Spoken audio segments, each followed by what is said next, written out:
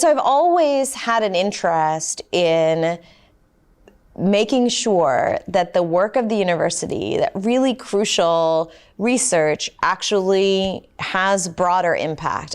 I think it's, for many of us, I mean, there's certainly a role for academia for knowledge for knowledge's sake, but I find my role, especially given the kinds of things that I do, right? I have to have a public impact. You know, I want to be remembered for being a mentor and an inspirer, if you will. And I want my research to be remembered for, again, redefining what we think of normative, and making normative truly inclusive and not reflective of one group of individuals, but really inclusive of all of us. I'd like to be remembered for people that I helped, people where I was able to try to make a path for them. You know, and so I have a lot of conversations with people, younger people coming up, mentoring.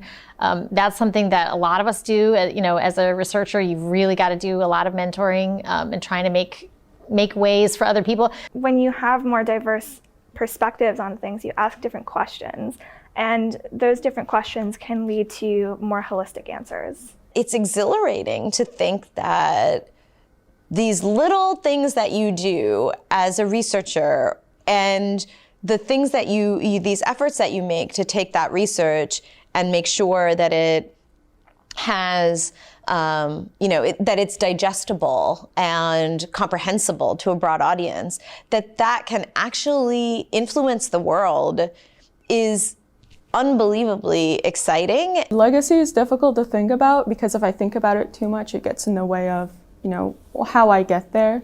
But the end result, I always want to be independent of awards or acknowledgement or things like that we use as markers for what legacies are.